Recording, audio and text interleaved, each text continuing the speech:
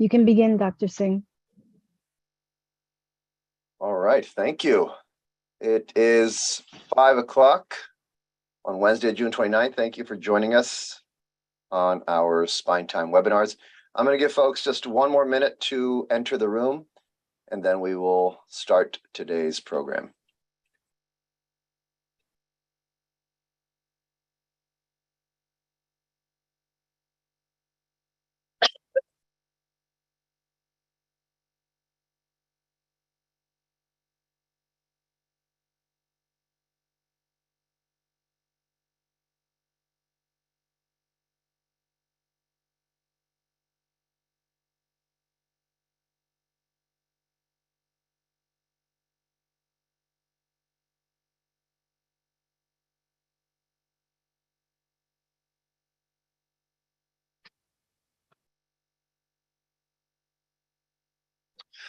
Okay, let's get started. Welcome everyone to the summer edition of Spine Time. If you are new to our webinar series, basically this is us at the Weill Cornell Center for Comprehensive Spine Care talking about different and various subjects on spine matters, and you are the audience. We are here for you. So if you have questions, please use the chat window. I will be navigating that and answering and asking our experts some of the questions you ask us. So today is the first part of our summer series, which will include each of the specialties in the spine center, from physiatry, which is today, to pain medicine, neurology, neurosurgery, all talking about their specialties in the spine center. And in 2 weeks, we will have a special webinar where all 4 directors of the spine center come together and talk about what it takes to make a comprehensive spine center and what each of us do in the center to optimize your care and treat each one of you. So I'm very happy about today's program. It is related to spine rehab medicine. And just a little bit about our center, if you have not been here before. We are an integrative program focusing on function and restoration using complementary medicine, rehab, physical therapy, mindfulness, neurology, surgery when indicated, all in the effort to improve your life, your quality of life, and your function. And just briefly about physiatry, and most of the people on this webinar today, I know most of them are patients of ours, so they know what a physiatrist is. But if you don't, just a little background of who we are and what we do. So a physiatrist, also known as physical medicine and rehabilitation, basically we are docs that specialize in function and mobility. And we use your muscles, your tendons, your nerves, your ligaments, and we kind of figure out why you don't move the way you should move, what diagnosis it takes, what treatment it takes, all in the effort to make you move again. And some of the synonyms with physiatry are physical medicine and rehab, PM&R doctor, rehab doctor, all these things kind of mean the same thing. And our goal and our approach is to treat the whole patient, not just one part of the body. And I say that with a caveat. Certainly you've come to the clinic and we've talked about your problems. And sometimes you say, my knee hurts, my shoulder hurts, my back hurts. And I will probably say to you, let's focus on one thing today and we will get to them sequentially. But again, the whole process is to take you as a whole and not just one part of your body, even though sometimes we talk about one at a time. And the goals are restore your patient to normal function, to diagnose injuries, and again, to use rehabilitation and physical therapy. We talk a lot about movement is medicine. And I think that's what we're going to talk about today with our experts. So I am honored to introduce our 2 guests today. The first is Dr. Vincent Michio. Dr. Michio has been in our program for many years. He was a trainee here in residency and stayed within the tripartite institution for a fellowship in pain medicine. And now he is back with us on the Weill Cornell campus, specializing in pain medicine. And also Dr. Michelle Chi, also a trainee in our program, who went down south for a little while for training and practice, and we recruited her back to the Northeast. So very happy to have her back. So I'll hand it off to you, Dr. Chi, and then Dr. Michio. Go ahead. All right. Thank you so much for the introduction, Dr. Singh. So when I evaluate patients in the office, I look at a lot of things. So how they are standing, how they're sitting tells a lot about their posture. And as you can see in some of these pictures, it really can correlate with what could be contributing to some of the pain in either in the neck, in the mid back, or in the lower back. So really looking at patients, just from just watching them move can be really helpful in figuring out how to find ways to, decrease pain, but also maximize, the potential to improve your function, and also to really prevent pathologies or prevent back pain and spine pain. So there are very few, there are many different types of back pain and neck pain, but I like to sort of group it in three simple pathologies. So you have discs that are in your neck and the whole spine. You have joints, small joints called facet joints, which can sometimes cause back pain and neck pain. And then you have muscular pathologies that can sometimes contribute to neck pain, especially also upper back pain. And so sometimes it takes a thorough exam to sort of isolate, is it more disc, is it more joints and muscles? And when talking to our patients, we get a lot from their history of how they're sitting, how they're walking, how they're, what their posture is like, especially with a lot of folks who are now working from home. It's really important to also discuss what their home workstation is set up like. So this is a really good diagram of understanding how much posture can really affect the pressure on your spine, especially in the discs and even sometimes into the joints. So if 100% is your baseline amount of intradiscal pressure, which is that blue tab, if you're sitting, that's almost 40% more. So you're adding 40% more pressure on your spine when you're sitting. And when you're sitting and slouch, which is a lot of us when we're doing work, typing, we don't realize that we're slouching because we're so focused with what we're doing that it happens to a lot of us. And you're actually putting almost twice the amount of pressure on your spine from standing. So think about it, that's just putting a lot more load on those discs, and that can lead to a lot of disc pathologies and disc issues in the future. This is another similar picture that kind of shows you how even just the way you look at your phone can lead to disc and other spinal problems. So even just angling your head down just a few degrees, 30 degrees, you're adding on 3 times, almost 4 times as much pressure on the spine.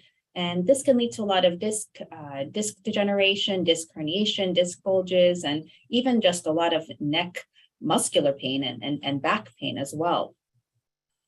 So this is a relatively kind of common type of syndrome we see in a lot of patients, especially folks who have a chronic sort of slouched posture. It's called upper cross syndrome, and it's essentially a condition of a muscle imbalances, which leads to this kind of curvature or sort of a rounded upper back posture. And it's usually when we develop poor posture for an extended period of time. And as you can see here, there are certain muscles that become very tight. So you have your upper traps, which are part of your upper back muscles and shoulder blade muscles. And you have your pec muscles, which are in the front of your chest, and they become very tight and they start to take over your other important muscles, which are your deep neck flexors, which are in the front of your neck, and your lower traps, the muscles a little bit further down in your back. And those become weak, and it leads to this curvature in your neck and your upper back, which can ultimately lead to more pressure in the spine and also lead to more aches and muscular inflammation and a lot of tense muscles in the upper back.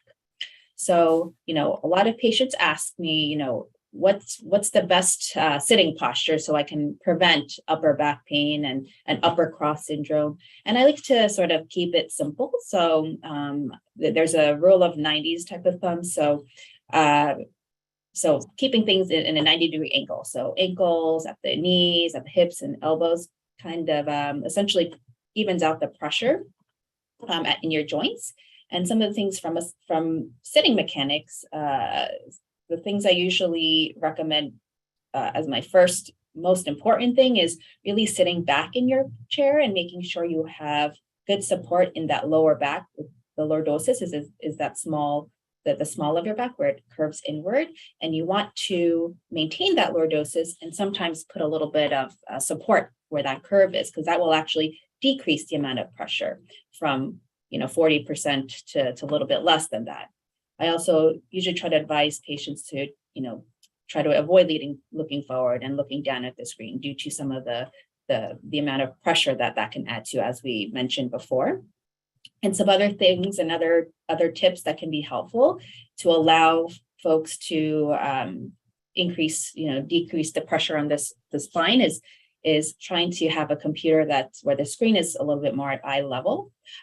Usually I say about having the screen, whether it's a laptop or a computer, to about the upper 1/3 of the screen, so higher than you think. And that might indicate using boxes or books to raise the screen. If your keyboard is too low, or too high, use an external keyboard so that everything's sort of in a even or 90-degree angle. And then, like I mentioned before, putting something in that small of your back to give you that extra support. So whether it's a small towel or a small pillow you can put. I don't think you have to get a very expensive ergonomic chair. Sometimes you can just use a few tools that you have in your home. And then I also really try to advise patients to try to avoid or limit the amount of time that you work on your bed or your couch, because usually, it's a relatively poor ergonomic setting where your back is more hunched forward and the screen is very, very low. So you're, again, putting a lot more pressure in both the neck and your lower back. And if you are sitting on your bed, using some extra cushions just to give you that extra support can be helpful at times as well.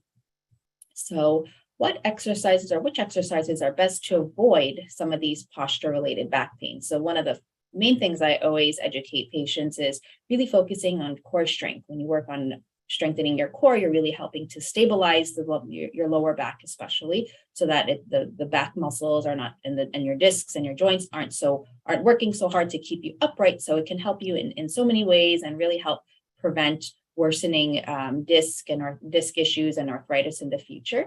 Some other things that I also educate patients, especially for a lot of us who are now working from home in front of a computer or laptop, is really being mindful and working on setting an alarm to stand up and stretch. Wrist stretches are sometimes quite helpful for upper back and neck pain. Doing chin tucks, which can help strengthen your deep neck flexors, are also some helpful tools to use, as well as some simple upper back stretches where you're bringing your arms against the wall to really relax the upper back musculature. So really what's important is being mindful and really making sure you're really moving often. So it's setting alarm maybe every hour or every half an hour just to move and stretch, grab a glass of water. Those are all things that can help prevent postural syndromes like upper cross syndrome and as well as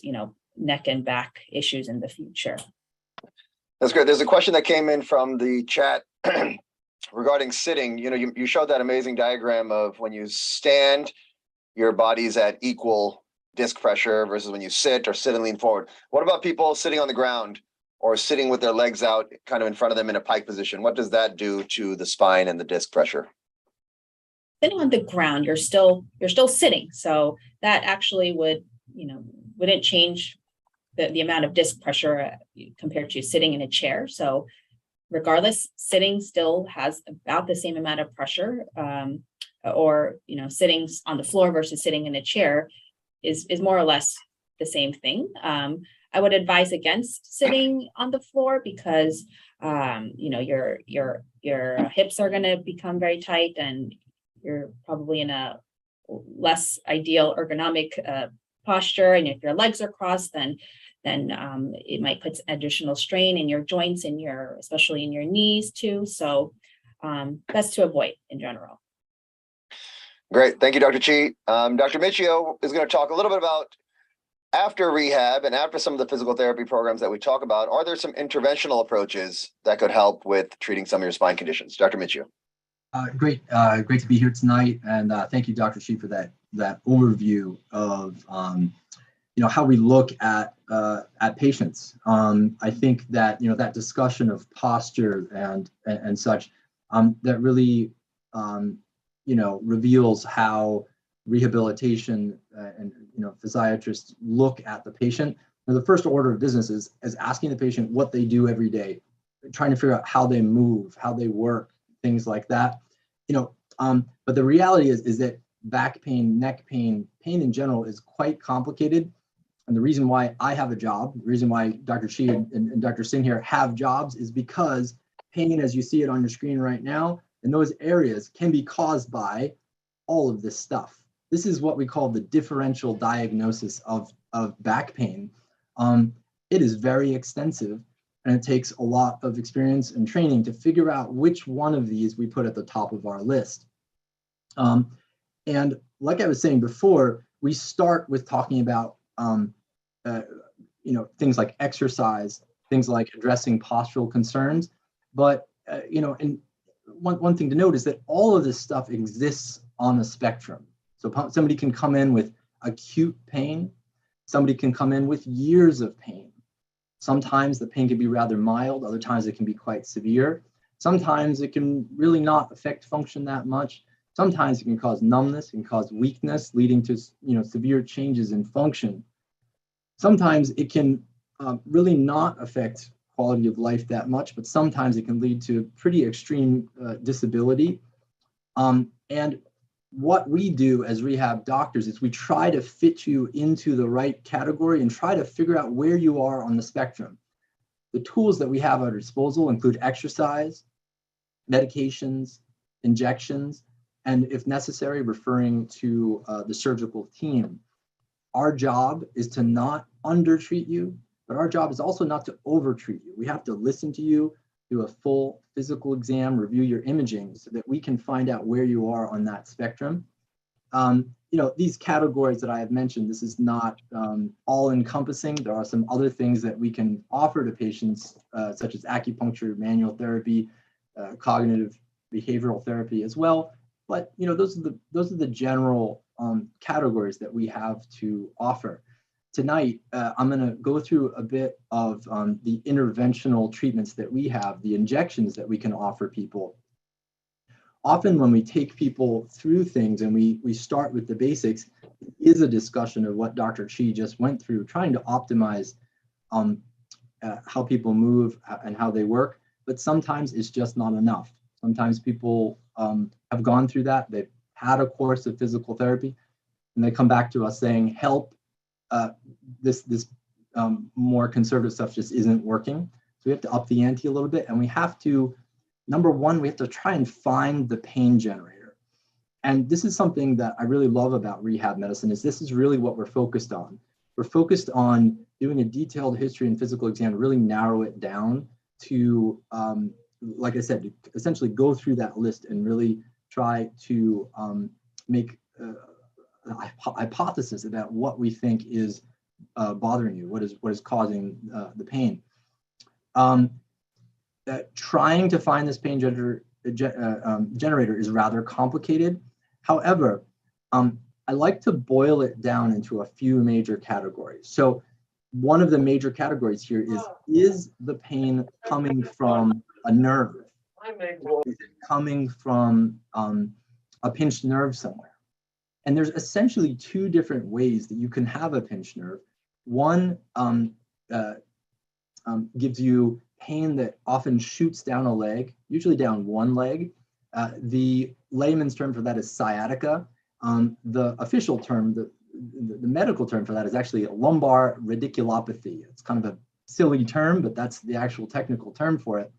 You can actually see in the upper left-hand corner there, this is an image of a herniated disc that is kind of encroaching on that central canal where we have the nerves that are coming down.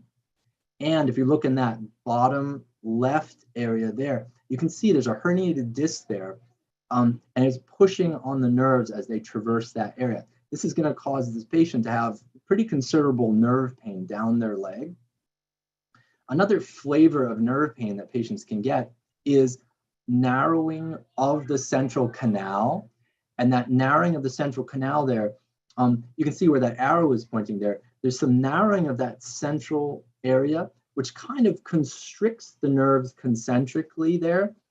If you look down in the lower right-hand corner there, you can see that there's sort of this circumferential narrowing of the nerves that are passing through that area, as opposed to a one-sided disc herniation that we see on the left there. These are two different flavors of nerve pain. However, they can both be treated with an epidural steroid injection, which is a treatment that we offer to patients. Here on the left-hand side there, you see a typical setup. We use an X-ray machine to guide our needle, and we intermittently take pictures with X-ray to guide our needle to the correct spot. You can see there's a monitor there, and the picture actually shows up on the monitor. On the upper right-hand corner there, you see this kind of like circle, a little black dot on the right-hand side there. That is actually the needle tip. And the needle tip is actually oriented directly parallel to the X-ray beam. That's how we know it's going in the right direction. The beam is directed towards that oval there, that blue oval. That's the target, all right? And that target is the neural foramen. That's where the nerve comes out. What I have done is I actually did this injection. This is an actual patient of mine. The needle is it's moving towards that target there. Once it's in the correct spot, then I go ahead and I inject a little bit of contrast. The contrast is that black line on that. The contrast is the black line that we see in the bottom area there. And you can actually see that contrast flowing upward towards a herniated disc, which is at the L5-S1 level in the case of this patient here. These treatments can help with pinched nerves in general. I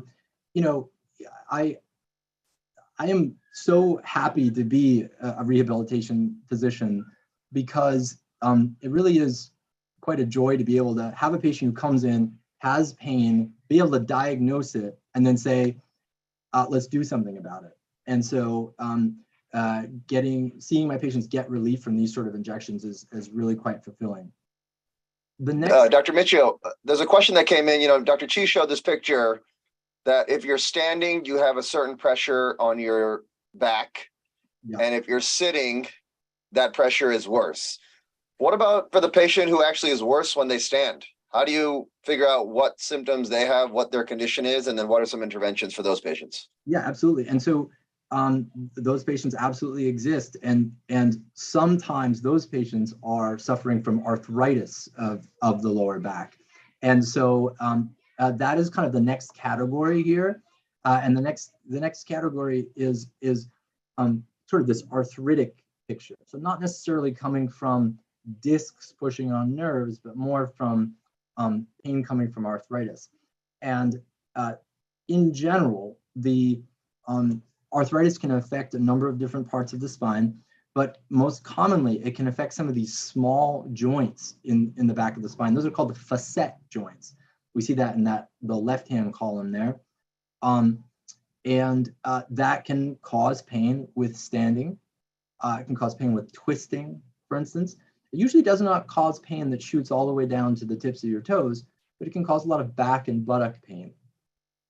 People can also get a lot of discomfort from degenerative disc disease. This is essentially arthritis of that disc and bone segment.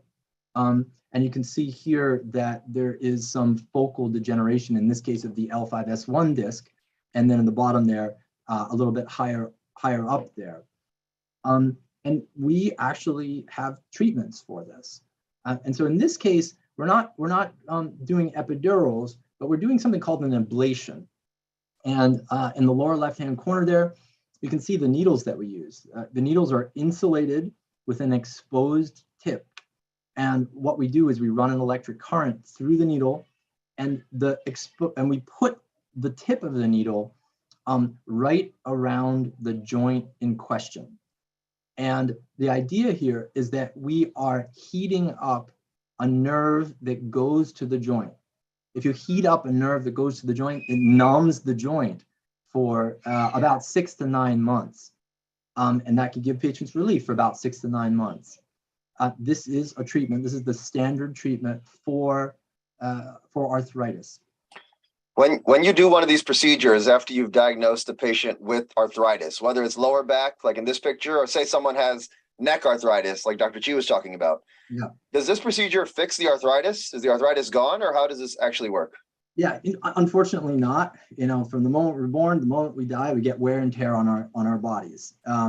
It does not fix the arthritis, but there's no reason why people have to suffer. This is to reduce suffering, and it's a viable way of making patients more comfortable. And you mentioned that this ablation procedure can last 6, 9, sometimes even 12 months. What about epidurals? How long do those typically last for patients? Everybody's a little different, and it can be a little bit difficult to predict exactly how long it will last. I would say in general, we're looking at about 3 months or so, 2 to 3 months. But I would encourage patients not to get down if they have a little less than that. Part of being a rehab doctor is kind of helping your patient through the journey of exploring different options and figuring out what's the right treatment there. In certain circumstances, though, especially if somebody comes in with that acutely herniated disc that's pushing on a nerve, an epidural injection can really make all the difference and make people a lot more comfortable. One last thing that I wanted to mention is that, here at Cornell, we have the luxury of being involved with some of the more cutting edge stuff here. One of the new and upcoming treatments that has arisen in the last year or two is radio frequency ablation of some of the nerves within the vertebra. And that nerve is called the basovertebral nerve. You can see that in the upper right-hand picture there. In this case, we're not targeting the joints that you saw on the last slide. We're actually inserting a needle into the vertebrae and targeting some of those nerves that actually go to the disc and go to that bone disc interface. This is really cutting edge stuff. I think Dr. Singh has started to incorporate this in his practice. I think this is one of the new procedures that could potentially offer patients a type of treatment that was previously not available and possibly give some patients some relief. This is very much the tip of the iceberg. Today, myself and Dr. Chi, we're just giving you an overview of kind of how a rehab doctor thinks and sort of what tools we can offer to you. But it goes without saying that this is very much just the tip of the iceberg here. Great talk. I appreciate both of you, Dr. Chi and Dr. Michio. Dr. Chi, so tell us a little bit about what is that experience like when a patient comes to see you for, let's say, neck pain? What does your evaluation entail? How often are you talking about medications and some of these interventions that Dr. Michio talked about versus physical therapy and some of the rehab modalities that we implement? It really depends on the patient. So also depends on the severity of their pain. If it's a mild, is it intermittent? Is it consistent, chronic, constant pain? That really dictates how aggressive they want to be. I really listen to the patient and discuss what options are available and what the patients prefer to start with. A more conservative approach, which is usually what I always prefer to start with, unless there's an absolute need for an injection right away for acute pain control, or if it's something that looks very concerning neurologically, if they need to see a surgeon, then obviously that indicates a need to be more aggressive with treatments. But when I see a patient with neck pain, I see how they're moving, what their limitations are with their range of motion. So is turning more painful? Because then that may clue us into thinking that it might be the arthritis in the joints. Is it more when they look up or down, or that can clue us into thinking it might be more discogenic? If they just point to areas in the upper shoulders or upper traps and it's just very, very tense and tight and they don't have any radiating symptoms, then that suggests that it might be more of a mechanical muscular component of pain. So that, and then the last thing that's helpful to know is if they're having or complaining of any radiating arm pain, which may indicate that they may have a pinched nerve that's sending pain signals going, into the arm or into the thumb. So based on that, it gives me an idea of what they may have. So possible disc, joint, pinched nerve, or muscle. And, usually I start with some type of imaging if they don't have any imaging. which sort of depends on what their symptoms are too. And once we have an idea of what could be going on, whether it's muscular or disc, I always, if they haven't had therapy, I always start with physical therapy, if you know, and good, high quality physical therapy, because every physical therapist is different. So when patients oftentimes say physical therapy failed, didn't work, I got worse, I felt worse. A lot of the times it might be that they just don't have a therapist that's the right fit for them. And so I still at least, recommend trying it, give it one more time, give it one more shot. I have a list of some other folks that, therapists that I know are very good. And so I always try to, encourage patients to just try it one more time. So physical therapy is always the first tool that I use. And sometimes therapists can be helpful in diagnosing whether there might be some muscular component involved or specific muscle or nerve. And so they can also be helpful diagnosticians, depending on how, if patients request a medicine, then we do discuss medication. So for nerve pain, a neuropathic medicine can be helpful. For muscle pain, an anti-inflammatory or a muscle relaxant can sometimes be helpful. For disc pain, an anti-inflammatory, sometimes steroids can be helpful. So I do give some patients these options depending on what might be the main pain generator. And then they either decide, nope, I refuse medicines, don't want to be on any type of medicine. And that's completely okay. But some patients do, and I do give them that option as long as I know it's safe and won't interact with some other medications that they're on. And usually that's what I start with for most initial encounters. And then when I come in. When you think that someone has arthritis, you've done the workup and some of the prelim conservative options, and now you think, I think you have neck arthritis or lower back arthritis. What are some of the interventions that you can use to confirm that? And then another question that came in, can RFA be used for both the cervical and the lumbar spine? So maybe Dr. Chi, talk about some of the interventions to figure out arthritis, and then Dr. Michio about the ablation. Diagnostic tool, one of the main diagnostic tools that we use to determine if the pain is related to arthritis, is the facet joint or facet nerve injection. And basically what we do is we numb up the nerves that go to those small little knuckle joints, the facet joints, which are the arthritic joints.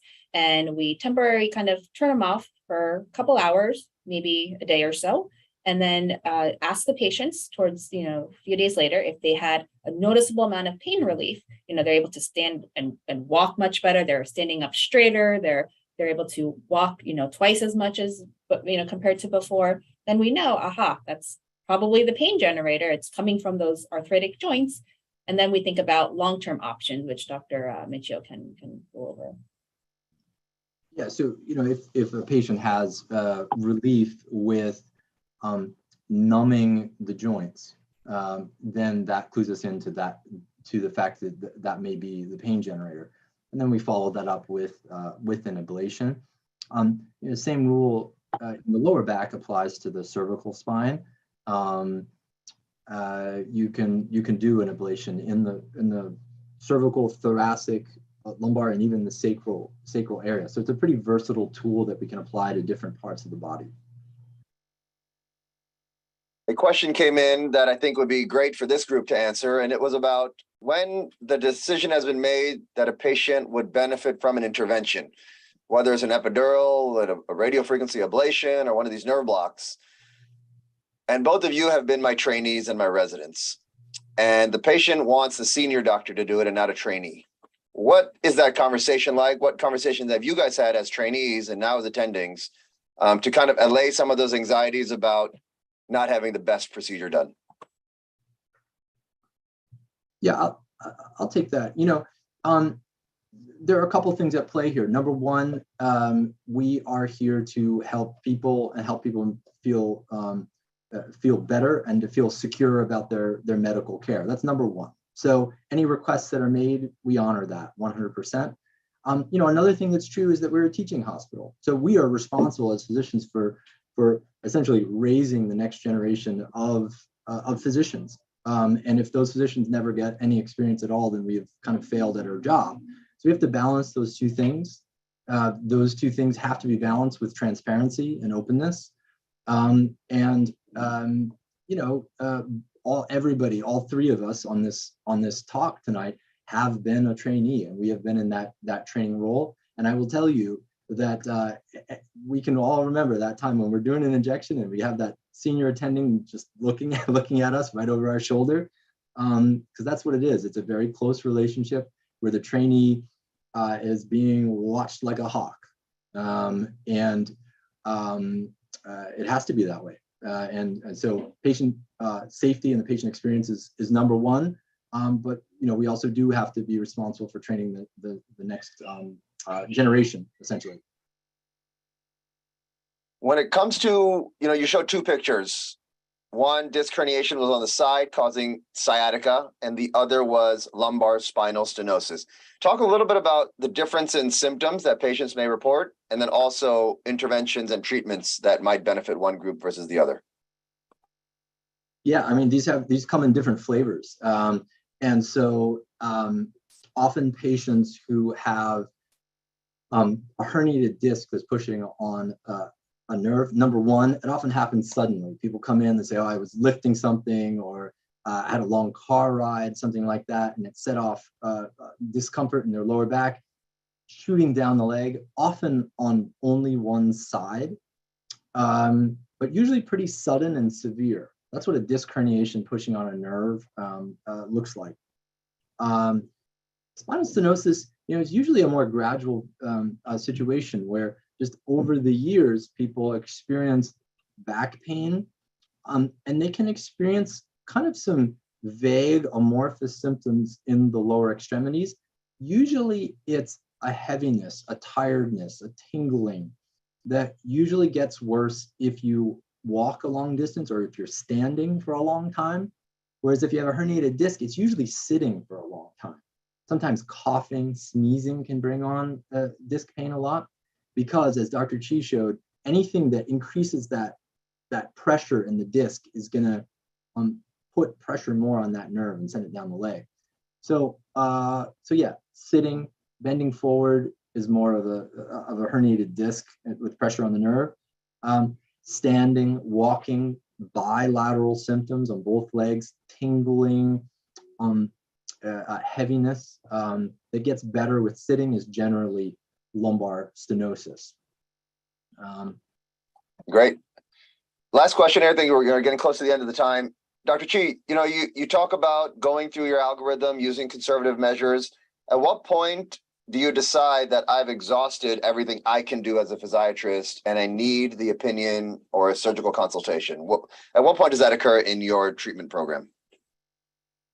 Question. So really kind of, after physical therapy and after a few injections, if we're unable to either isolate the pain generator or the pain, if an injection helps, but the effects become much more short-lived and the pain becomes more severe and more constant and more present, then that's when I usually involve a surgeon. One is to figure out is there anything else going on that could be contributing to their symptoms that I have not been able to isolate. And then the other case is, severe pain. There's a definitive pathology on MRI, whether it's severe stenosis or a very large disc herniation. That's just not getting better with injections, medicines, and physical therapy. Then that's when I also consult with a surgeon. Other things that also, besides those things that where I involve surgeons sooner rather than later are if patients develop any red flag type symptoms. So that includes new numbness that's not very transient, objective weakness. So if their foot's dropping or they can't walk on their toes, those are all some things that may indicate a more urgent referral to see a surgeon. So those are some other things that would have me want patients to see a surgeon sooner. One of the testaments about our spine center is that the way we're structured is that it's very non-operative focused. We have 25 or 40 non-operative providers for 3 to 5 surgeons, which is probably the right ratio because so many patients, especially the group I see here today, requires non-operative management. We know from just looking at the data in the spine center, about 5%, maybe even 8% of patients that come to a spine center need surgery, which means the majority of you guys that come to see us don't need surgery. We treat you as the best we can with these non-operative treatments.